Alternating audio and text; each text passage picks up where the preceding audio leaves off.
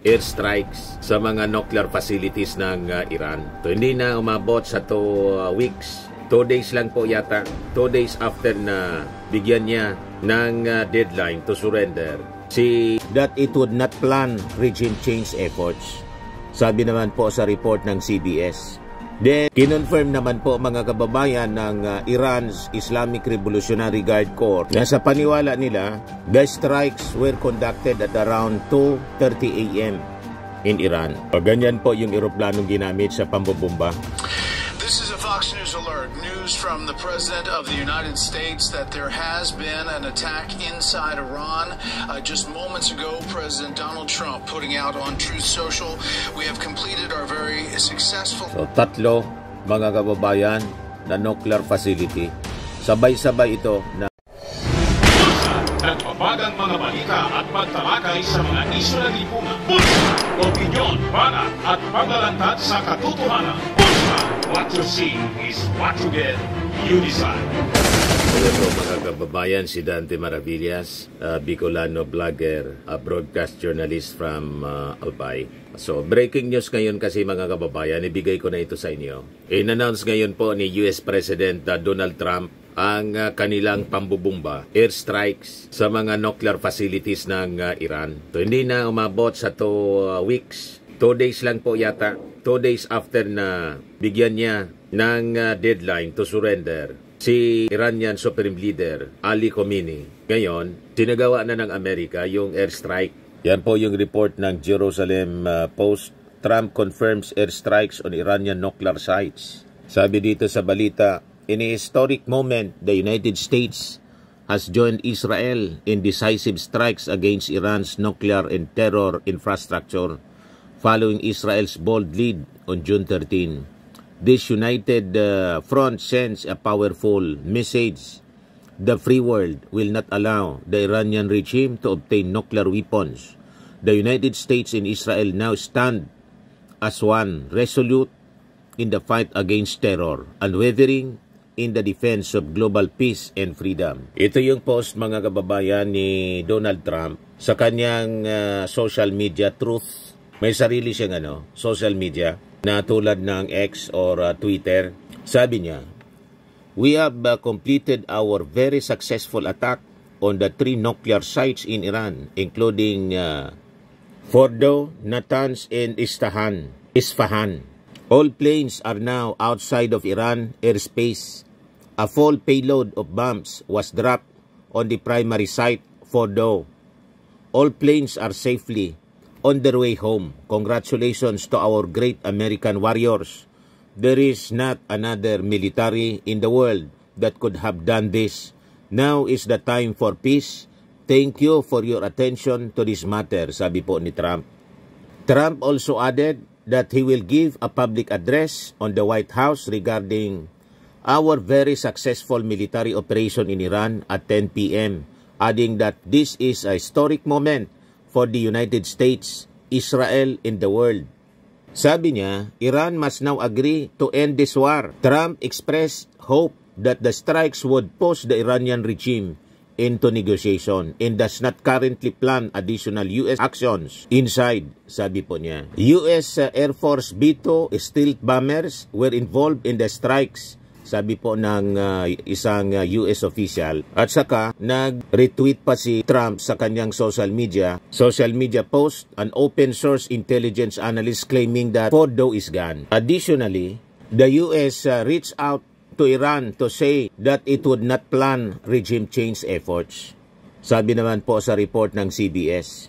Then, kinonfirm naman po mga kababayan ng Iran's Islamic Revolutionary Guard Corps na sa paniwala nila, the strikes were conducted at around 2:30 a.m. in Iran. O ganyan po yung eroplanong ginamit sa pambobomba. So itong B-2 stealth bombers are the only aircraft capable of carrying and deploying the GBU-57A B Massive Ordnance Penetrator or the MOP, commonly nicknamed the mother of all bombs. The 30,000-pound precision-guided bunker-busting bomb designed specifically to destroy hardened and deeply buried targets. It is believed that these bombs are required to to fully destroy Iran's nuclear facilities deep underground, lalo na doon sa Fordo. So this is a developing story mga kababayan ngayon, kung saan sinabi po ni Trump na very successful yung sinagawang airstrike sa 3 nuclear sites sa Iran po. O, tingnan natin kung ano yung magiging response ng China sa Russia. Yun ang kinatatakutan po. Kasi yung Russia at saka China, kampi po sa Iran. Pakinggan natin yung breaking news from Fox News. This is a Fox News alert. News from the President of the United States that there has been an attack inside Iran.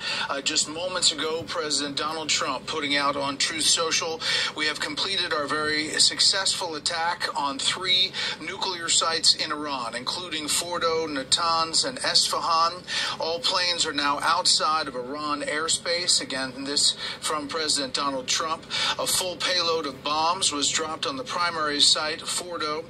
All planes are safely on their way home. Congratulations to our great American warriors. There is not another military in the world that could have done this. Now is the time for peace. Thank you for your attention to this matter. Again, that's just seconds ago from President Donald Trump on Truth Social, suggesting that those B-2 bombers that perhaps were on the way may have been behind this. We'll get more details on these 3 sites that the president said has been attacked inside Iran. This comes after days of negotiations to try to get Iran to the negotiating table. The President of the United States saying it would have to be unconditional surrender, saying enrichment would have to stop. We heard from negotiations in Europe that that was not being accepted by the Iranians, that they would not stop enriching uranium. There was a thought that this could go as long as 2 weeks, as the president said he would decide within 2 weeks. However, 2 days is within 2 weeks. And now word from President Donald Trump that these attacks have happened. Again, interesting that 3 sites have been struck by U.S. bombers, and this again we'll get more information about the exact targets and what bombs were used. We expect that the GBU-57, the bunker buster, the massive penetrator bomb, may have been one of those used. Fordo is a nuclear facility inside Iran that is roughly a half-mile deep underneath a rock mountain-like facility that has been said to be the site of a lot of the enrichment capability. Esfahan, believed to be a storage facility for enriched uranium, and Natanz, another part of the nuclear facilities. They have several throughout Iran. It has been long described as a very difficult and tedious effort to go after these nuclear sites, but the U.S. for the first time launching an attack inside Iran. Again, the President of the United States saying all of the planes are out of Iranian airspace. The bombings do continue by the Israelis inside Iran as this back and forth volley between Israel and Iran has continued for some 2 weeks.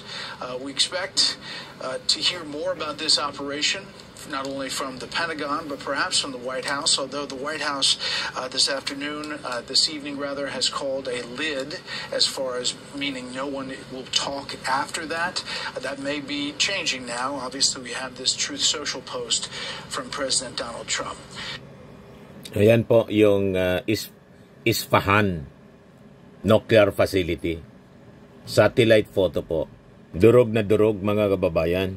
Ito yung nuclear site na tinarget nung hindi pa nasisira. Fordo facility, nuclear facility. Durog na rin siya ngayon, mga kababayan. Ayan po. Fordo, nuclear facility, Natanz. Ito yung mga tinarget. Isfahan. So, 3, mga kababayan, na nuclear facility. Sabay-sabay ito na binumba ng Amerika. Ngayon lang po, para alam ninyo kung saan siya, based sa map ng Iran, mga kababayan. So ito siya, yung Isfahan nuclear facility. Diyan sa may bundok, mga kababayan. So si Donald Trump, maya-maya, may live address siya So naka-standby yung mga major news organization para sa live address ni US President Donald Trump. So, abangan po natin mga kababayan, yung mga reactions ng mga allied countries ng Iran at mismong yung Iran mga kababayan with this action ng Amerika. Kasi yung pinangangambahan na baka sumali na rin yung China at saka Russia. Yan ang mga pinangangambahan mga kababayan. Tingnan natin. Pero sabi ng ibang mga analyst, malabuan niyang makisali. Kasi pag ganyan, baka World War III na yan, magkakampi-kampihan na po. Yan ang nakakatakot. So we pray na sana after na bombahin ng Amerika yung mga nuclear facilities ng Iran, finally sumurrender na itong si Ali Khamenei para matahimik na po ang Middle East and the rest of the world. In-address na mga kababayan ni Trump ang buong mundo after ng pambobomba ng Amerika sa nuclear facilities sa Iran. Iran, the bully of the Middle East, must now make peace. If they do not, future attacks will be far greater and a lot easier.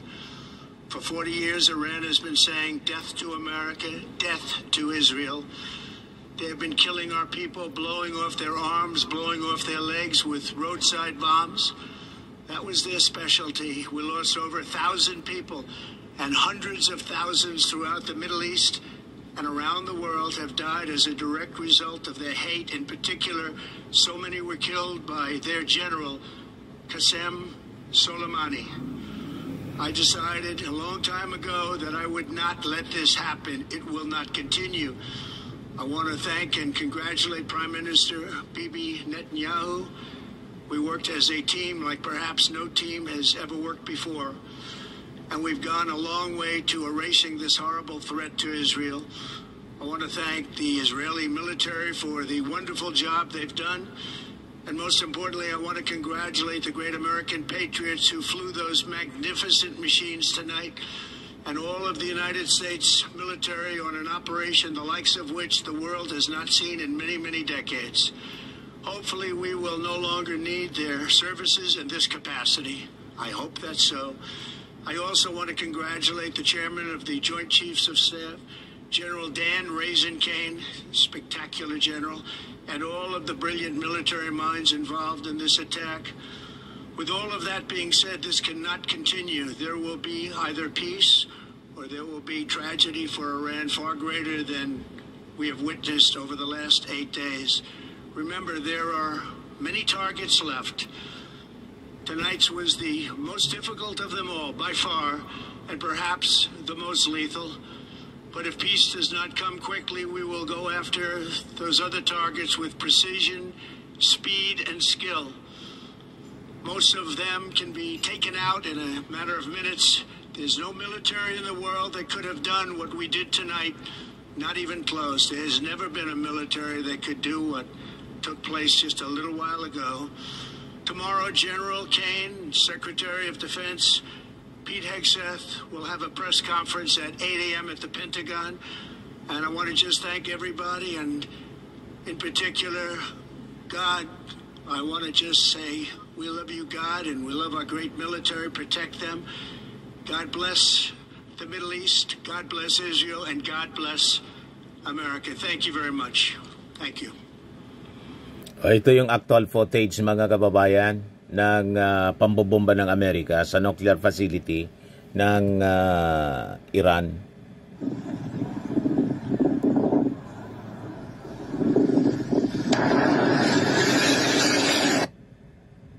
Ulitin natin. Very short lang.